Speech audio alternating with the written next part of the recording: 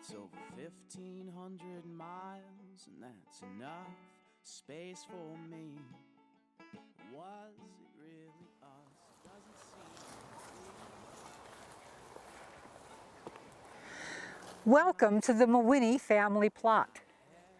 My name is Ellen Sloan. I was born in Ireland in 1855. There I met and married my husband, Robert James Mawhinney. In 1874, we immigrated to America in search of a better life and to start our family in the East. After 2 years, we moved to Park City. In 1876, Park City was a young and growing community, and so was our family, and so we were a good fit. Bob got a good job working as an engineer at the Marsack Mill, and we built a small home right on the corner of Heber and Main Street right away, and we started to raise our family. It was close to the mill for Bob, and it was close to the shops for me and our new family.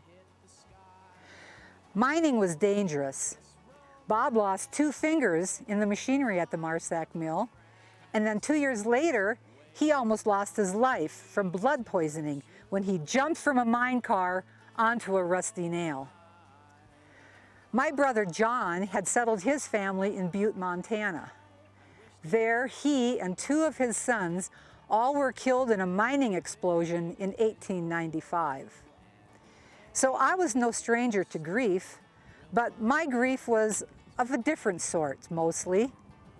In that little house on Heber Avenue, I raised a large family, but I lost many of my young children. Back then, 2 out of every 10 children never made it to their 5th birthday.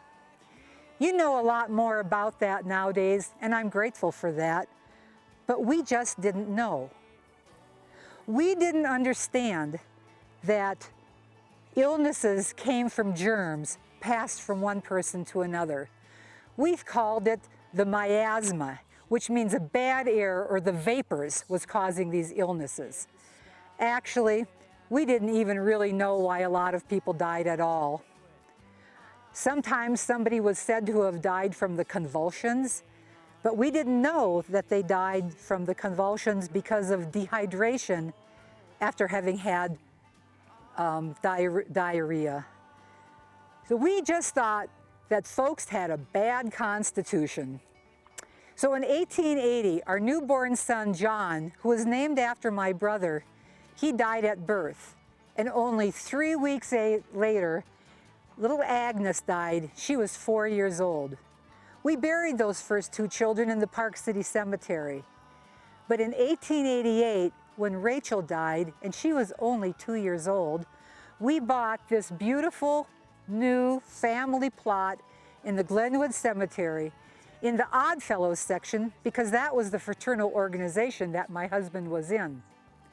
And we had Rachel put here, and then we brought John and Agnes up to be with their sister. Little did we know that only a year later, they would be joined by Mary. Mary, our firstborn.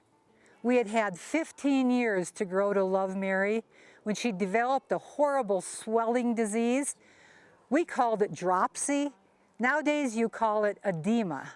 And yes, I know that you can treat it nowadays, but we didn't know that. And we had to stand by helplessly and watch as her body filled with fluids, and eventually she couldn't breathe. When we buried her, we had this beautiful stone made in her honor. But that wasn't all. 2 years later, in 1891, we lost Robert Jr., namesake of his father. He died of spinal meningitis.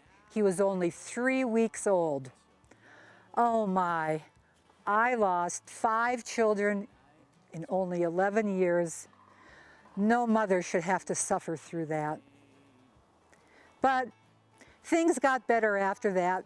I had some more babies, and they're running around that house on Heber Avenue, and their laughter kept us going, and we kept it like that for the next 7 years, with it growing, Park City and the family in that house on Heber Avenue. But then a tragedy of another sort happened. It was the 19th of June, 1898, and I was pregnant again, but a terrible fire swept through Park City, and it destroyed more than 200 homes and businesses. And our home on Heber Avenue, it and everything in it was destroyed as well. Park City vowed to rebuild the town, and we Mawhinneys, we vowed to rebuild as well, which we did. We built a new home, a 5-room home, right there on that same location, and we did it within three months. A month later, William was born, my 11th child. He was born right in that new house. My husband, Bob, didn't get a chance to enjoy that new house very much, though, because 6 months later, he died of pneumonia, a very common disease of the miners back then. He was only 47 years old. Well, without Bob's income from the mill, and with 6 children, I had to take in boarders to make ends meet, but it was okay. We did okay. And those 6 children, they all grew up to be strong and healthy adults. I died in May of 1924. I was 68 years old. My daughter Clara stayed in the house until 1958, long after the demise of Park City and the mines. My sons Hugh and Will started a service station and garage right down there on Park Avenue. And it was open until 1994 because Will's son Bill Mawhinney ran it until then. You might have even known Bill Mawhinney.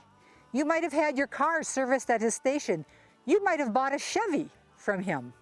The city has put up a sign where that location is. It's near that newfangled skateboard park you've got down there, where the building was, and it says Mawhinney Lot. Home is very important to the Mawhinneys, and here we all are again in this lovely shady spot in the Glenwood Cemetery with our fond memories of our times in Park City.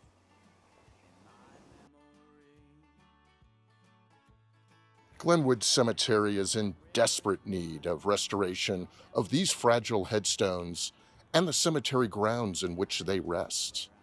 Please join Park City Museum's efforts to preserve these beautiful pieces of art while protecting and promoting our historical legacy. Donate by visiting the website below and be a part of keeping Park City's history alive. Thank you. And the ashes rose high, the leaves hit the sky, and a hopeless romantic with eyes never frantic was waiting on an easy virtue. And oh,